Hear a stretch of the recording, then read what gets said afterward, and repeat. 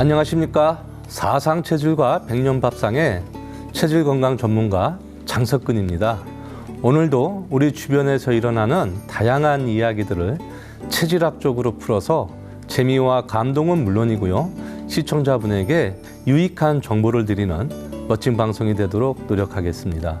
또한 사상체질이란 무엇인지 소개를 해드리고요, 본인 체질을 궁금해하는 초대 손님을 모셔서 어떤 체질인지 상담도 해드리는 사상체질 상담소 시간도 준비되어 있으니까 끝까지 방송을 함께 해주시면 고맙겠습니다. 자, 오늘은요, 사상체질과 직업 그 세 번째 시간인데요. 지난 소양인과 소음인에 이어서 오늘은 태음인의 직업에 대한 이야기를 하려고 합니다. 태음인은 어떤 사람이고 어떠한 직업을 가지면 더 좋을까요? 요즘 취업하기 정말 힘들다고 말을 합니다. 취업 대란이라고도 하지요. 또 고용주 입장에서는 사람은 많은데 함께할 사람이 많이 없다라고도 하십니다. 내 체질에 맞는 일을 하면서 그 직업을 선택하기란 정말 쉽지가 않지요. 그러나 내 체질에 대한 특이성을 계속 연구하고 학습하고 준비한다면 언젠가는 좋은 일로 업무 효율을 높일 수가 있는데요. 이재마 선생님은 사람은 각기 다른 체질을 갖고 태어난다고 했습니다. 또 그 각기 다른 체질에 따라 걸리는 병도 다르다고 했지요. 또 병 치료하는 방법도 체질에 따라 다 다르다고 했습니다. 이렇게 용모, 사기, 체형, 기상, 사람은 다 다른데 성격이나 기질도 똑같다? 아닙니다. 성격과 기질도 다르기 때문에 해야 할 일, 즉 직업도 잘 해야 된다라는 뜻입니다. 이 직업에 맞는, 이 분야에 맞는 사람을 어떻게 딱 고르느냐, 이렇게 이야기하실 수 있지만 내 체질을 알고 내 체질에 맞는 일을 시키고 그 일을 한다면 반드시 업무 성과, 업무 효율은 2배, 아니 10배가 될 거라고 저는 확신을 합니다. 그래서 체질에 맞는 기질로 체질에 맞는 직업 선택을 하는 것이 매우 중요한데요. 오늘은 태음인은 어떤 직업을 가지면 좋을지에 대해서 지금부터 시작해 보도록 하겠습니다. 자, 태음인은 어떠한 성격적 특징이 있을까요? 태음인은 성격은 급하지만 행동이 느립니다. 급한 성격만큼 행동도 민첩하면 좋겠는데 그렇지가 않거든요. 또한 과묵하여서 마음에 있는 생각을 표현하기가 참 힘듭니다. 대부분 큰 의미로만 이야기를 하지 디테일함이 떨어진다는 겁니다. 사실 저도 그렇고 제 아내도 소음인인데요. 얼마 전에 제가 그런 모임에서 그런 사례를 본 적이 있어요. 자, 소음인 부인이 태음인 남편한테 이런 이야기를 합니다. 여보, 나 사랑해? 사랑하지. 근데 왜 말을 안 해? 에? 말을 해야 돼? 내 맘 알잖아. 이렇게 이야기한다는 거지요. 사실 저도 찔리는 부분인데요. 야, 굳이 내가 말을 해야 돼? 말 안 해도 내 맘 알잖아. 왜 그걸 말로 해야만 알아? 이렇게 두리뭉실하거나 큰 의미로서만 표현하려고 하는 게 바로 태음인입니다. 그러나 꼭 그 소리를 듣고 싶어 하는 소음인 입장에서는 애가 타지요. 그래서 태음인은 조금 더 디테일하고 조금 더 세심하게 표현할 수 있는 그런 성격을 갖고 또 그런 성격을 유지할 수 있는 그런 필요성이 있다라고 봅니다. 또한 태음인은 훈계를 좋아합니다. 반대로 훈계 듣는 걸 싫어합니다. 그렇기 때문에 좀 보수적으로 보일 수도 있고요. 예의범절이나 위계질서 이런 것을 굉장히 잘 따지고 그런 거를 또 잘 표현합니다. 또 정도를 벗어나지 않으려고 하는데요. 어떤 분은 태음인 머리 위에다가 간만 씌우면 조선시대 학자처럼 선비처럼 그렇게 점잖게 보이고 과묵하게 보인다, 이렇게 표현하시는 분도 있더라고요. 또한 태음인은 집념과 고집이 강합니다. 한번 작정한 일은요, 어떠한 일이 있어도 끝까지 밀고 나가려는 그런 옹고집이 굉장히 세기 때문에 또 성과도 좋습니다. 또는 작은 일도 마다하지 않겠지만 큰 일도 마다하지 않고 척척 해내는 게 바로 태음인이라고 할 수가 있습니다. 다만 태음인은요, 가정적이고 모범적이고 욕심이 많은 태음인들은 변화를 싫어합니다. 어떠한 모습에 크게 안주를 해서 그 틀을 벗어나지 않으려고 하는 게 태음인의 습성이기 때문에 태음인은 조금 더 호연지기를 기른다는 차원에서 넓은 세계로 또 창의적인 생각으로 더 많은 일들을 개발하는 것도 게을리하지 않으면 좋겠습니다. 자, 태음인은 가정적이고 모범적이고 욕심이 많습니다.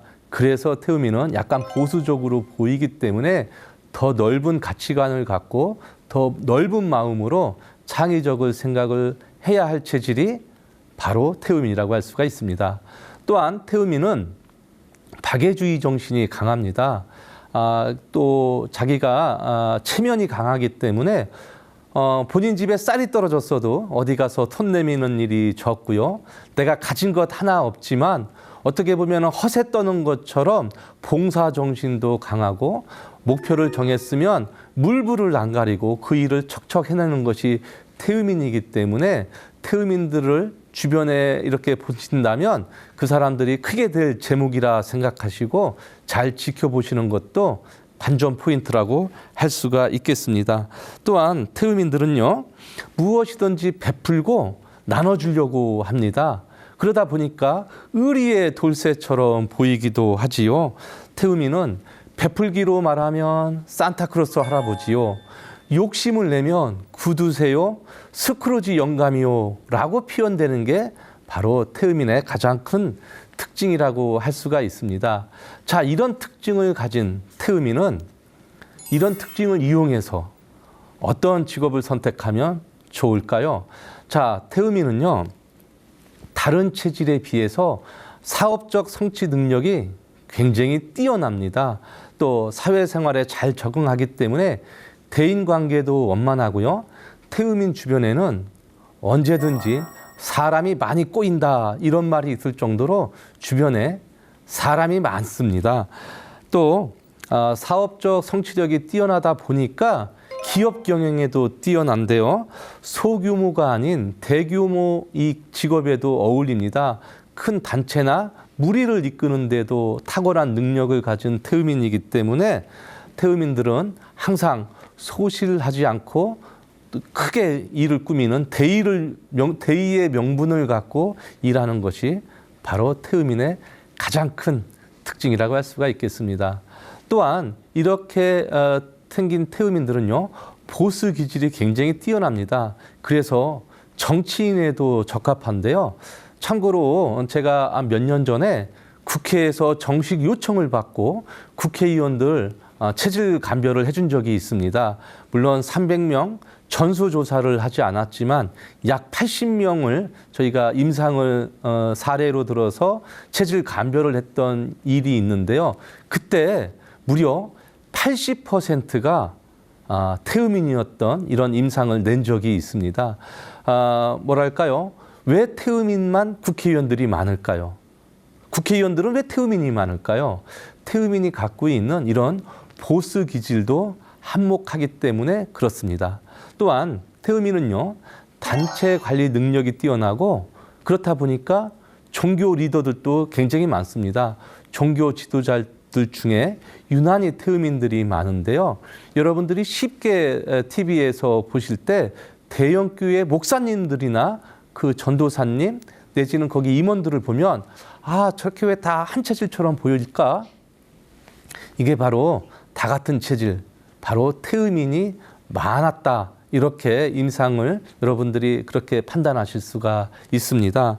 또한 태음인은요, 낙천적인 기질로 전략가로도 굉장히 적합합니다. 그러나 새로운 것을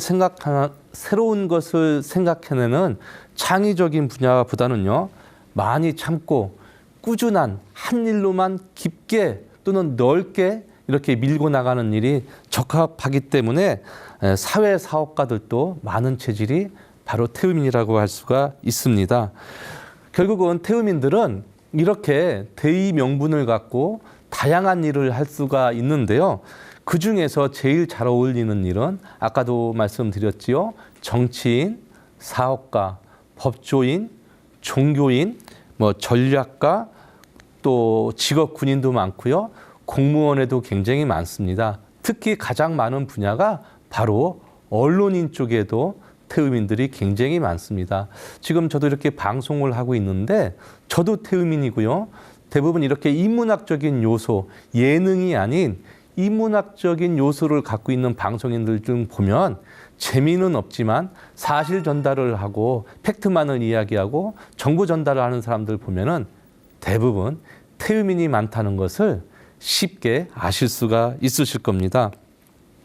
자, 사업도 잘한다고 했잖아요. 이 작은 일에 만족하지 않고 큰 일을 또 깊게 하기 때문에 태음인들이 유난히 대기업 회장들이 많은데요. 아마 여러분들도 방송을 보시다 보면은 우리나라 대기업 회장님들은 다 비슷하게 생겼다. 비슷한 체질처럼 보인다. 이렇게 아마 생각이 되실 겁니다. 이게 다 태음인이기 때문에 그렇습니다. 이건 역시 제가 수많은 강의를 통해서 대기업에 많이 다니면서 그 대기업 오너들도 만나고 여러 임원들을 만나봤지만 역시 태음인이 많다라는 것을 제가 생활 임상으로 밝혀낸 적도 많이 있습니다. 또한 태음인은요, 취미가 직업되는 체질로도 유명하지요. 한 곳에 딱 꽂히면은 그 일이 끝날 때까지 엉덩이를 떼지 않습니다. 이렇게 한번 꽂히면은 무엇이든 끝장을 보고야 마는 태음인이 잘못해서 도박이나 유흥에 빠지면 어떻게 될까요? 정말 큰일 나겠죠. 그래서 여러분 주변에 태음인이 있다면 이 사람이 어느 분야로 빠지는지 그 방향성을 잘 잡아주는 일도 중요하다라고 볼 수가 있습니다. 그래서 태음인들은 무조건 아무 일이나 하지 말고 전략가이고 태음인하고 제일 잘 맞는 소음인의 지략을 잘 따라주신다면은 태음인과 소음인의 콜라보로 직업 선택하는 데도 큰 도움이 될 거라고 저는 확신할 수 있습니다. 자, 그런데 태음인도 아무리 많은 일을 하고 아무리 험한 일을 하고 깊게 넓게 한다 하더라도 피해야 할 직업이 있습니다. 자, 태음인은 간대폐소, 즉 간의 기운은 좋고 폐의 기운이 약하다고 했잖아요. 그렇기 때문에 말을 많이 또는 길게 하는 직업을 피하시는 게 좋습니다. 사실 저도 수많은 강의를 하고 방송을 하면서 호흡이 차거나 또는 말이 꼬이거나 입이 바짝 말라서 간혹 제가 이렇게 좀 얼버무리거나 아니면 말이 꼬이는 경우가 많습니다. 이게 왜 그럴까? 저 방송인은 왜 이렇게 말을 저렇게 하지? 이게 바로 태음인이기 때문에 그렇습니다. 제가 태음인이기 때문에 합리화시키려고 하는 게 아니라 정말 태음인들은 그럴 수가 있기 때문에 말도 빨리 하는 것 같지만 정말 저희도 호흡 조절하면서 정말 잘하고 있거든요. 그러니까 그렇게 지켜봐 주시면 좋을 것 같고요. 자, 태음인은 식성이 좋습니다. 무엇이든지 잘 먹고 잘 소화를 시킵니다. 굶으면 안 돼요. 특히 태음인 중에는 고기 반찬이 올라오지 않으면 밥을 안 먹는 사람들도 많이 있습니다. 이렇게 무엇이든지 잘 먹고 또 소화가 잘 되는 태음인이 굶으면서 하는 직업을 선택하기란 정말 쉽지가 않고 굉장히 어렵습니다. 그러니까 제때 식사를 못하는 직업도 태음인이 피해야 할 직업 중에 하나라고 할 수가 있겠지요. 또 아까도 말씀드렸듯이 태음인은 예능감이 많이 떨어집니다. 시청자 여러분들도 한번 생각을 해보십시오. 지금 예능 프로그램에서 태음인 눈 씻고 찾아봐도 단 한 명 제가 본 적이 없어요. 생각을 해보십시오. 저 같은 사람이 예능 프로그램에 나간다면 정말 웃고 떠들면서 박장대소하고 프로그램 분량이 많이 나올 것 같은 그런 예능감이 있어 보이세요? 저는 그럴 자신도 없고 보는 시청자분들도 괴로울 거라고 생각을 합니다. 개그맨이라든지 개그우먼, 하여튼 예능인들 보면 저같이 생긴 태음인이 없다라는 것을 쉽게 아실 수가 있습니다. 또한 태음인은 날렵하지 못하기 때문에 민첩함이 요구되는 직업도 사실 피해야 될 직업이고요. 세심함이 부족하기 때문에 정밀함이 요구되는 직업도 필요치 않습니다. 태음인은 한 번 안주하면 그 틀을 벗어나지 않으려고 하는 습성이 강하지요. 그래서 태음인한테는 넓은 세계, 호연지기를 기르는 마음이 중요한데요. 여행을 추천합니다. 그런데 태음인들은 글로써 표현은 잘하지만 말로써 표현은 정말 힘듭니다. 그래서 저같이 생긴 태음인 관광 가이드도 없습니다. 많은 태음인이 관광 가이드에 도전을 합니다. 저도 그런 적도 있었고요. 또 실질적으로 그렇게 일해 본 적도 있는데 저는 재밌다고 생각하는데 관광객들이 재미없다 하더라고요. 그러니까 저같이 생긴 태음인은 관광 가이드는 어울리지 않고요. 그 관광 가이드를 할 때 말하려고 하는 그 내용을 글로써 표현해서 책으로 낸다면 오히려 그게 더 효과가 좋을 거라고 생각을 합니다. 자, 오늘 이렇게 태음인에 관련된 여러 가지 이야기를 해봤습니다. 태음인이기 때문에 반드시 이래야 된다라고 할 수는 없습니다. 다만 태음인에 대한 통계가 무시하지 못할 만큼의 임상사례가 많이 나와 있습니다. 그래서 이재마 선생님이 말씀하신 것처럼 태음인 기질에 맞고 태음인 병에 맞고 태음인 성격에 맞는 직업을 선택한다면 여러분이 업무 성과도 좋고 업무 효율도 좋을 거라고 저는 생각을 하고요. 또는 고용주 입장에서도 그런 태음인의 기질을 알았다면 그 맞는 일을 지킨다면 고용주 입장에서도 일당백일 할 수 있는 태음인을 유용하게 채택했다라고 볼 수가 있는 겁니다.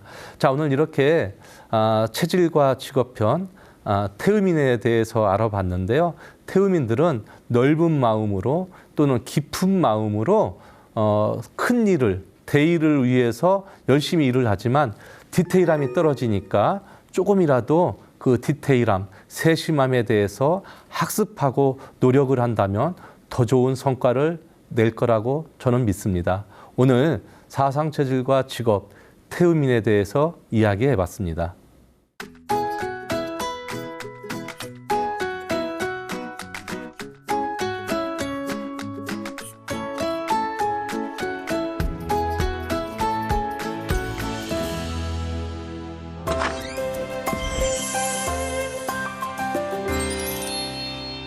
네, 이번 시간은요. 사상체질에 대한 궁금증을 해소해드리는 사상체질 상담소 시간입니다. 오늘은 어떤 분이 오셨는지 무척 기대가 되는데요. 직접 만나보도록 하겠습니다. 어떤 분이신지 본인 소개를 간단하게 부탁드릴까요? 저는 어르신들을 강의하고 있는 김인숙 힐링 강사라고 합니다.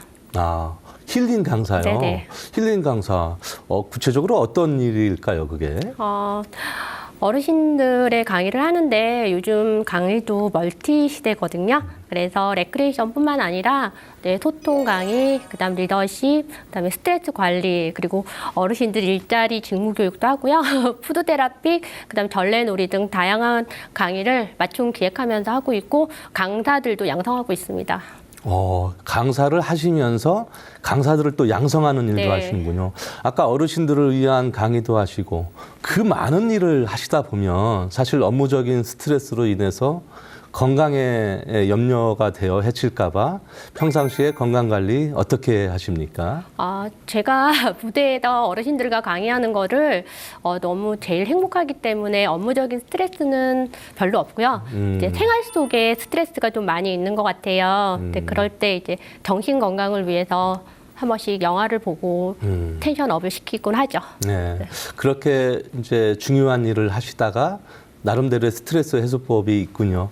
자, 이렇게 많은 일을 하시잖아요. 그러면 건강관리도 중요하실 텐데 혹시 체질을 좀 아십니까? 오늘 체질에 대해서 궁금해서 나오신 것 같은데 어떤 체질로 알고 있으세요? 정확한지는 모르겠는데 제가 지금 소음인으로 알고 있거든요. 네. 확실하지는 않습니다. 네, 어디 전문기관이나 한의원이나 이런 데서 검진을 받아본 것은 아니고 네네. 본인이 생각하기에는 네네. 소음인 같다 이런 얘기시군요. 그러면 오늘 정말 잘 오신 거고요. 제가 이 자리에서 체질 감별을 한번 해볼 겁니다. 네. 그래서 오늘 이 감별한 것 하나만 갖고 너는 소음인이야 라고 정의할 수는 없으나 오늘 방송하는 데 있어서 소음인으로 유추할 수 있는 중요한 자료가 될 수 있거든요. 네. 자, 무대로 모셔서 정말 소음인인지 한번 감별을 해보도록 하겠습니다. 네, 지금부터 체질 분석을 해볼 텐데요. 체질 감별법은 굉장히 많습니다. 뭐 진맥을 보거나 침을 놓거나 뭐 펜듈럼을 하거나. 근데 오늘 제가 오늘 게스트분한테 해드릴 내용은 오링 테스트라는 방법입니다. 집에서 쉽게 따라 하실 수 있고 쉽게 구할 수 있는 재료들로 할 거거든요. 네. 자, 손을 먼저 이렇게 들어주시고요. 손을 이렇게 말아주시면 됩니다. 자, 손을 구부려 주시고요. 네, 제가 이쪽 손에다가 무엇인가를 올려놓을 거예요. 그때 그 힘을 잴 건데요. 자, 이 약재를 올려놓고 제가 이걸 뛸 건데 떨어지지 않게 계속 힘을 주시면 되는 겁니다. 이해되시죠? 자, 힘 주세요. 하나, 둘, 셋. 엥? 얘는 쉽게 떨어지네요. 이게 힘이 없는 걸로 봐서 태양인의 물질인데 태양인은 아니신 것. 예, 이렇게 판단하겠고요. 자, 요 약재는 바로 인삼입니다. 인삼은 우리 김인숙 강사님한테 어떤 에너지를 주는지 완력 테스트로 한번 해볼 겁니다. 자, 힘 주세요. 하나, 둘, 셋. 오, 힘이 굉장히 세지네요. 잘 안 떨어지죠. 자, 이 안 떨어지는 인삼이 에너지가 강하기 때문에 몸에 잘 받아들이기 때문에 이렇게 센 거거든요. 그래서 인삼은 소음인의 약재거든요. 그래서 소음인으로 보이시고요. 또 하나, 이거 하나만 갖고 할 수가 없으니까 자, 이번에는 숙지황이라는 것. 이게 생지황을 찌고 말려서 숙지황을 만들어 놓은 거거든요. 굉장히 찬 성분인데 자, 이거는 우리 김인숙 강사님한테 맞는지 한번 볼까요? 네? 힘이 하나도 떨어지네요. 자, 이거는 소양인의 약재입니다. 그래서 소양인은 아니시고 아까 인삼에서 제일 힘이 셌기 때문에 소음인으로 보여질 수가 있습니다. 자, 이렇게 체질 분석을 해보니까 소음인으로 감별이 됐습니다. 사실 이거 하나만 갖고 소음인이라고 정의하기에는 무리가 있긴 하겠지만 집에서 간단하게 할 수 있는 테스트 방법이고요. 본인이 생각한 대로 소음인이 맞는 것 같으세요? 어떠세요? 네네. 근데 너무 신기하네요. 그렇죠. 자, 이제 소음인이라는 걸 확실히 알아셨는데, 자, 구체적으로 좀 궁금한 게 어떤지 좀 질문을 좀 해주시면 좋겠고, 제가 또 오히려 물어볼 수도 있겠네요. 네. 평상시에 좋아하는 음식, 뭐. 되게 제가 먹는 걸 너무 좋아하거든요. 예, 예. 그래서 좋아하는 음식이 굉장히 많은데 먼저 삼계탕, 그다음에 추어탕, 그리고 장어. 그리고, 예, 오리고기 이런 오리고기. 걸 좋아하는데 제 체질에 맞는지 정말 궁금하거든요. 예. 어떤지 지금 말씀하신 것 모든 것들이 음식을 넘어서 약이 되는 음식들이거든요. 그래서 약식동은 약과 음식의 근원은 똑같다라고 보는 건데 지금 말씀하신 장어, 삼계탕, 또 뭐 하셨죠? 추어탕, 네네. 그다음에 오리고기 네네. 다 잘 맞습니다. 예를 들면 삼계탕은 여기다가 인삼을 넣으면 계삼고라고 해서 소음인의 기력을 회복시켜주고요. 또 오래된 설사를 낫게 해주는 것은 물론이려니와 자가 면역, 그다음에 요즘에 이제 코로나 때문에 면역 하잖아요. 네. 면역을 올려주는데 이만한 식품이 더 있을까 싶을 정도로 삼계탕이 소음인한테 잘 맞습니다. 어쩐지 삼계탕 먹고 나면 뽀빠이처럼 힘이 쏟더라고요. 이왕이면 그 삼계탕 넣으실 때 뭐 인삼이나 삼계탕 또 다른 거 뭐 넣으시잖아요. 네. 마늘, 네네. 뭐 당귀, 그다음에 뭐 찹쌀 이런 거 네네. 넣잖아요. 이게 소음인한테 더더욱 더 좋은 식품들이니까 꾸준하게 잘 챙기셨으면 좋겠습니다. 찹쌀을 저가 좀 많이 넣는 편인데 그러면 저한테 굉장히 좋은 그렇죠. 거네요. 찹쌀은 소음인한테 굉장히 유익합니다. 네. 근데 혹시 약주 좀 하세요? 네. 술을 좀 하시는군요. 그러니까 많이 마시지는 못하는데 예. 조금 분위기를 좋아해요. 제가 술을 물어봤던 이유는 아까 우리가 삼계탕을 먹으면 대부분 거기에 인삼주가 따라져 나와요. 네. 그러니까 삼계탕 집에 가서 먹는 거기에 인삼주, 물론 술을 권장하는 것은 아니지만 소음인한테 아주 조금 또는 가끔 먹으면 약이 될 수가 있으니까 그 정도는 사실 약이라 생각하고 드셨으면 좋겠습니다. 꼭 먹어야겠네요. 자, 먹는 거 이따 또 이야기하도록 하겠고요. 운동도 사실 중요하잖아요. 네네. 아까 보니까 뭐 전국적으로 이렇게 많이 다니시려면 건강관리를 위해서 먹는 것도 중요하지만 운동도 중요할 텐데 평상시에 운동, 건강관리 어떻게 하십니까? 제가 보기에는 굉장히 운동을 잘하고 좋아할 것 같이 생겼죠. 근데 제가 숨쉬기 운동뿐이 안 하거든요.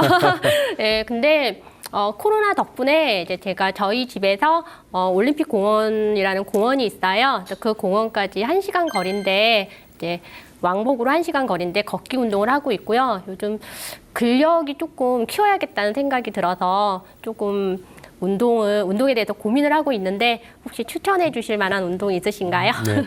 사실 소민들은 어떤 운동이든 액션을 크게 하면 안 좋아요. 예. 땀을 많이 낼 수도 없고 낼 필요도 없는 게 소민의 운동법이거든요. 그러니까 예를 들면 걷기, 스트레칭, 뭐 댄스, 가벼운 댄스 이런 게 좋지 화려한 액션보다는 좀 정적인 운동 좋다고 할 수가 있습니다. 그중에서 걷기 지금 또 계절이 봄이어서 네. 가까운 산이나 아니면 정원 같은 데 꽃구경을 하시면서 걷기 운동하시면 참 좋을 것 같은데 하루에 뭐 10,000개를 설치하셨는지는 모르겠으나 어느 정도 걷는 것 같으세요? 네, 운동하거나 이제 강의 다니거나 이럴 때는 10,000보 이상은 항상 걷고 있어요. 네. 사실 이럴 수가 있어요. 운동하는 느낌하고 일하는 느낌, 이렇게 운동량이 사실 좀 다를 수가 네. 있습니다. 몸에 받아들이는 반응도 다르고, 그러니까 나는 오늘 열심히 일했다가 아니라 열심히 운동했다라는 운동을 별도로 하셨으면 좋겠다라는 생각을 하는데요. 이렇게 활동을 많이 하시니까 정장을 또 입으시기도 하시겠지만 혹시 시간이 나시면 강의 가실 때 운동화나 캐주얼복을 좀 챙기셔서 네네. 많이 걸으셨으면 좋겠어요. 네. 예, 예. 자, 그렇게 운동 많이 하시고 또 아까 좋아하시는 음식 중에 장어 좋아하신다고 하셨는데 장어가 비싼데도 이렇게 잘 드시는 거 보니까 부자이신가 봐요. 장어를 먹는 방법이 많잖아요. 어떤 분은 즙을 내서 먹기도 예. 하고 어떤 분은 구이로도 먹고 양념으로도 먹고 하는데 어떤 방법으로 자주 드시나요? 저는 저 단골집이 따로 있거든요. 근데 거기에 통마늘을 통마늘. 이렇게 장어랑 같이 이렇게 막 구워주시는데 진짜 너무 맛있거든요. 네, 저는 구이. 구이 좋아하시는군요. 예. 자, 장어는요. 장어를 많이 드셔서 더 미인이신 것 같은데 많은 사람들이 장어는 스태미너의 음식이니까 남성들한테 좋다, 뭐 정력에 좋다, 꼬리가 좋다. 틀린 이야기는 아니지만 네. 사실 여성한테 더 좋습니다. 특히 여성들 자궁출혈이 있다든지 이 산부인과 질환이 있을 때 장어가 음식을 넘어서 약이 되거든요. 또 영양실조에도 쓰이는 게 바로 장어이고 다만 장어를 드실 때 생으로 먹는 사람은 없지만 반드시 익혀 드시고 네. 소민이시니까 아까 말씀하셨던 마늘, 그다음에 생강 이런 거랑 좀 곁들여서 드시면 기력 회복 완전 짱이실 것 같습니다. 생각 없이 먹었는데 이렇게 좋은 또 자궁 쪽에 좋은 게 있다고 말씀해 주시니까 많이 도움이 되는 것 같아요. 예, 예, 예. 그리고 아까 추어탕도 좋아하신다고 하셨는데 사실 여성분들 그 추어탕을 어떤 분은 혐오스럽다, 좀 징그럽다 해서 못 드시는 분이 계시는데 좀 드시는군요. 네, 제가 좀 비위도 약하고 그러는데 추어탕은 잘 먹어요. 그러니까, 튀김도 먹어요. 예, 원래 그거를 이제 알고 드신 거예요? 아니면 어렸을 때부터 입맛에 맞아서 드신 거예요? 그러니까 제가 추어탕이랑 장어를 좋아하게 된 게 예전에 저희 어머니께서 어렸을 때부터 이제 집에서 해주셨고요. 장어는 이제 아버지께서 집에서 또 구워주시고 이러셔가지고 그게 쭉 이렇게 저의 그런 식습관 생활이 된 것 같아요. 거기에 대부분 많은 이제 넣잖아요. 뭐 시래기도 넣고 하는데 네네. 저는 부추를 좀 추천합니다. 예.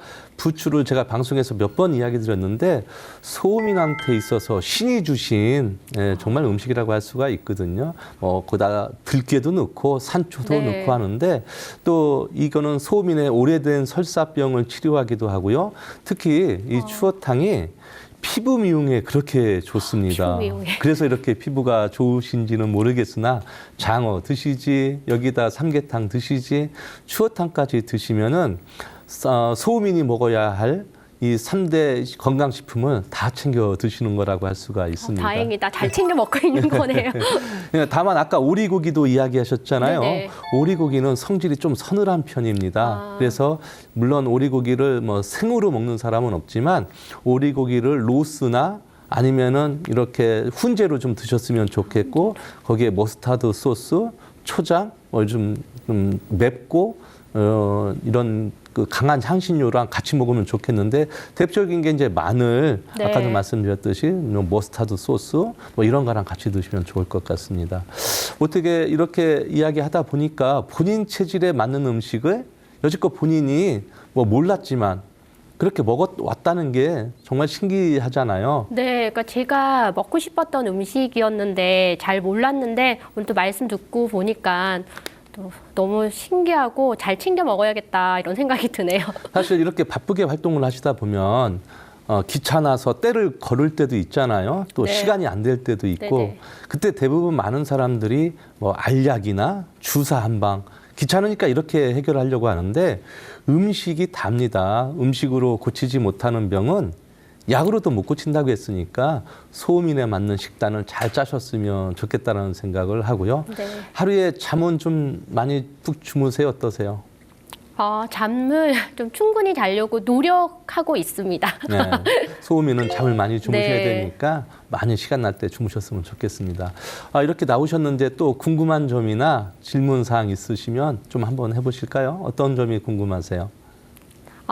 제가 아까 말씀드린 것 외에 또 과일을 굉장히 좋아하거든요. 과일이요? 예, 네. 근데 제가 특히 많이 먹는 게 이제 사과, 그리고 오렌지, 그리고 복숭아, 딸기 이렇게 네. 네 가지를 좀 많이 먹거든요. 네. 근데 이게 사과는 이제 저한테 맞다는 거를 알고 있는데 그것도 자세히지는 모르겠고 사과가 소음인한테 맞다 이 정도만 알고 있는데 그게 속설이 아니고 제대로 알고 있는 건지 좀 알고 싶습니다. 네, 제대로 알고 있으십니다. 네. 워낙 또 해박하셔서 잘 알고 계시는데 다만 한 가지 주의하셨지만 사과는 껍질을 벗기는 순간 먹을 필요가 없는 과일로 변해버립니다. 그러니까 껍질을 깨끗하게 씻어서 반드시 드셨으면 좋겠다는 생각을 합니다. 이게 펙틴의 영양 성분도 있는 거니까 먹어도 될 껍질이 있고 먹지 말아야 될 껍질이 있는데 사과는 반드시 제발 꼭 껍질을 잘 챙겨서 드셨으면 좋겠어요. 예. 그렇게 하고 또 아까 오렌지 이야기하셨죠. 네네. 오렌지도 전용적인 소음인의 과일입니다. 그러니까 지금 잘 맞다 하실 수 있고요. 또 딸기는 사실 성질이 좀 차요. 네네. 그래서 소음인하고는 좀 안 맞을 수 있으나 대부분 소음인들은 이거를 발효시켜거나 아니면 잼을 만들어서 식빵이나 발라 먹어도 좋고요. 또 그냥 일반 딸기를 먹어서 소화에 부담이 없다면 드셔도 굉장히 좋은데 비타민 C가 많으니까 이렇게 나른한 봄철에 드시면 오히려 기운이 더 날 것 같습니다. 아까 또 그리고 어떤 과일을 이야기하셨죠? 복숭아요. 복숭아. 사실 복숭아는 제철 과일이잖아요. 이게 네네. 요즘 비닐하우스에서 사시사철 다 과일과 채소가 나온다고 하지만 복숭아는 그럴 수가 없어요. 딱 그 철에만 나오는데 네. 사실 복숭아에 붙어 있는 그 털이 있어요. 이 털 알러지만 없다면 100% 전용적인 소음인의 와. 과일이라고 할 수가 있습니다. 사실 이 과일을 떠나서요. 중국에서는 신선들이 먹는 불로초라고 했습니다. 그러니까 오늘 좀 이야기를 쭉 들어보니까 소음인이신데다가 소음인에 맞게 쭉 생활을 해오신 것 같습니다. 먹는 것, 뭐 생활하는 것 다 그런 거. 또 어떠한 점이 궁금한 점이 있으실까요?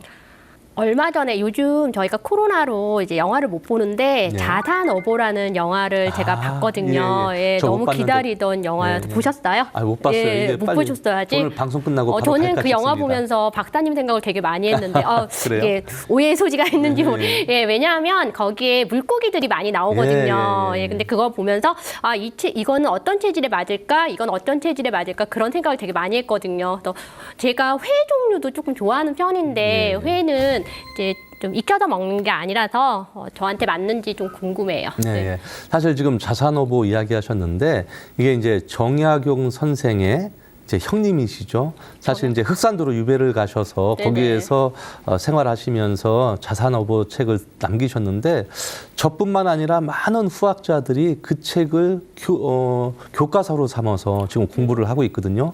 200년이 지난 지금까지도 그 책을 원본으로 삼아서 공부하고 있을 정도로 훌륭한 책이고 또 정약전 선생님의 훌륭한 업적인 것 같은데 회는 사실 바다 생선은 몸이 찬 소민들하고는 그렇게 궁합이 맞는 편은 아닙니다. 아이고. 그런데 이제 그거를 먹음으로 인해서 이상이 없다 또는 소화기관에 탈이 없다면 괜찮습니다. 그러니까 제 얘기는 탈이 있는데도 불구하고 누구는 이거 먹어서 좋았더더라. 탈이 있지만 나도 언젠가 먹으면 옆집에 누구처럼 좋아지겠지라는 것을 하지 말라고 하는 거지. 그냥 바다 생선이라고 해서 다 소민한테 나쁜 건 아니거든요. 네. 특히 바다 생선 중에 이렇게 활어로 살아있는 회로도 드시지만 소민한테 좋은 생선도 많이 있습니다. 뭐 명태도 그렇고요, 뭐 도미도 그렇고요, 또 대구도 그렇고요, 뭐 여러 음식들 생선들이 있으니까 회도 이상이 없으면 드시고 네. 이거를 다른 요리로 또 드셨으면 좋겠습니다. 네. 또 먹는 거 말고 생활이나 뭐 자는 것, 운동하는 것, 뭐 여러 가지 또 궁금한 점이 있으면 물어보시죠.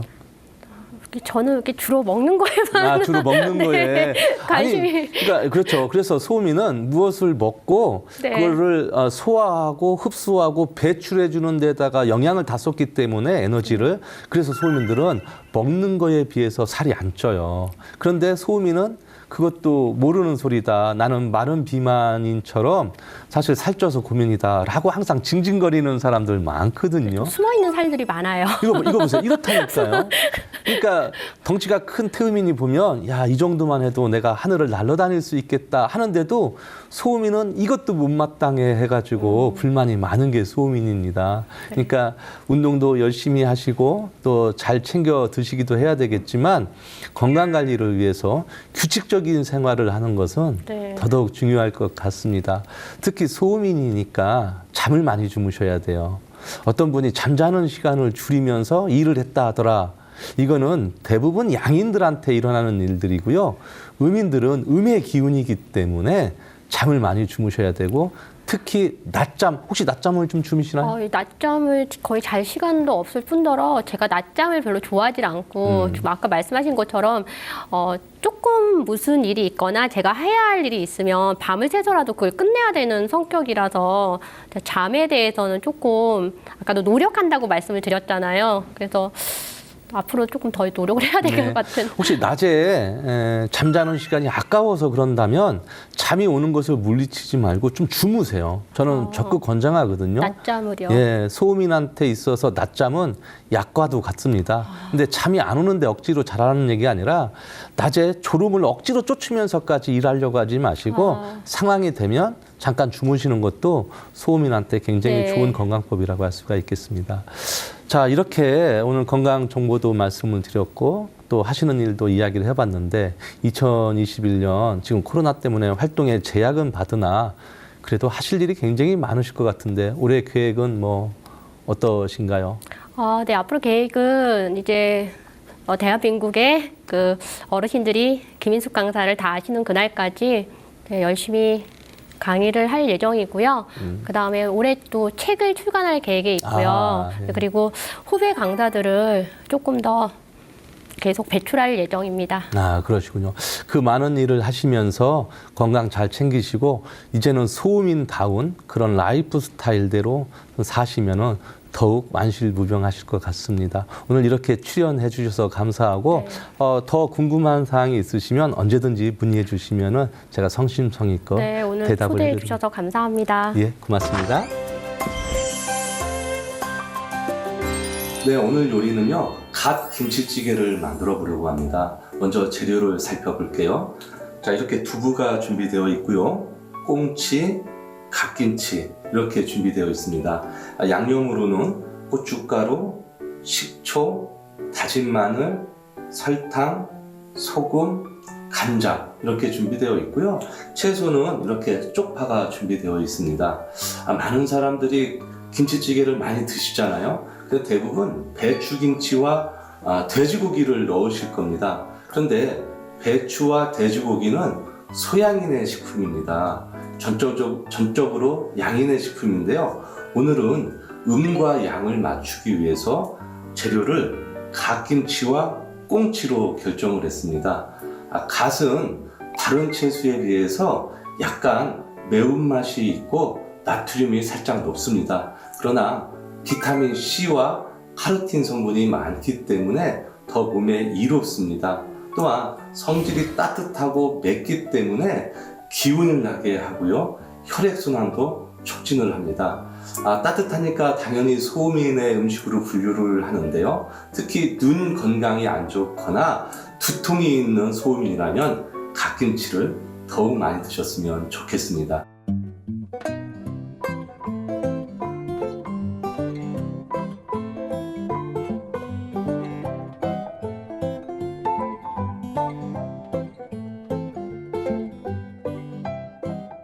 자, 먼저 꽁치를 넣어줄 건데요. 이렇게 물에다가 꽁치를 먼저 넣어서 꽁치를 먼저 삶아주면 됩니다. 네, 많은 분이 돼지고기를 넣잖아요. 그런데 저는 오늘 꽁치를 넣었습니다. 바다 생선 중에서 차기로 유명한 꽁치, 토양인과 태양인의 음식으로 좋지요. 갑상선을 좋게 해주고요. 또 빈혈과 조혈 작용도 합니다. 비타민 B1과 B2가 많기도 하지요. 그 다음에 DHA와 EPA가 많다 보니까 두뇌 활동도 좋게 하고요. 뼈 건강에도 좋습니다.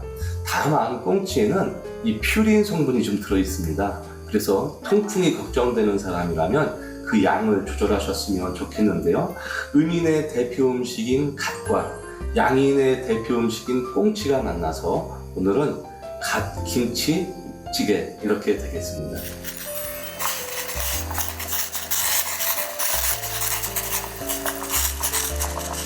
자, 이렇게 꽁치가 한번 끓고 나면은 다음에는 갓김치를 넣어주면 됩니다.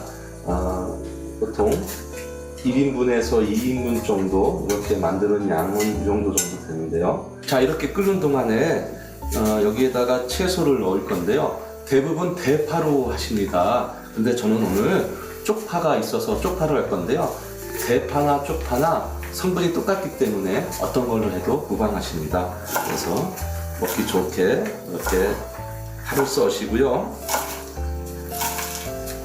감기 기운이 있거나 몸에 면역력이 떨어진 사람은 파를 더 많이 넣으셔도 됩니다. 파를 좀 넣고요. 자, 그 다음에 두부를 넣을 건데요. 두부 좋아하시는 분도 있고 싫어하시는 분도 있어요. 대부분 호불호가 많이 갈리는데요. 두부는 콩의 고형물이죠. 그래서 콩을 싫어하는 사람이라도 이렇게 두부 형태로는 소화가 더 잘 되고 좋아하시는 사람들이 많기 때문에 두부를 이렇게 넣어서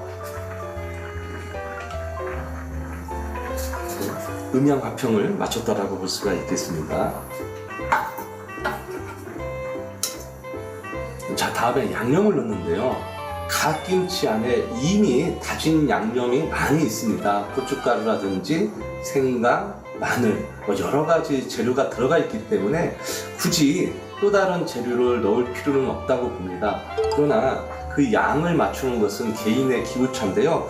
대부분 좀 얼큰하게 드시고 싶으신 분들은 고춧가루를 살짝 더 넣어도 좋겠고요. 그 다음에 다진 마늘, 물론 갓김치 만들 때 다진 마늘을 넣지만 다진 마늘이 꽁치의 비린맛을 잡아줄 수가 있습니다. 그 다음에 설탕 좀 넣어주시면 좋고요. 또 어떤 분은 간을 맞출 때 간장으로 하시는 분도 있고 소금으로 하시는 분도 있으신데요. 저는 주로 간장으로 살짝만 이렇게 맛을 내고요.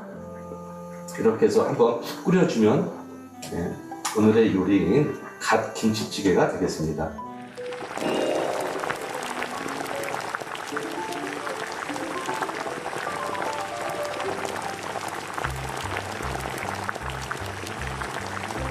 네, 이렇게 해서 갓김치찌개가 완성이 됐는데요. 모두에도 말씀드렸듯이 양인의 대표 음식인 꽁치와 음인의 대표 음식인 갓이 만나서 이렇게 음양화평의 조화를 이뤘습니다.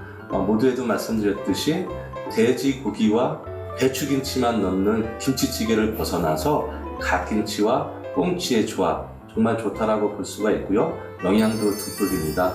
오늘은 갓김치찌개로 여러분들의 면역을 올려보셨으면 좋겠습니다.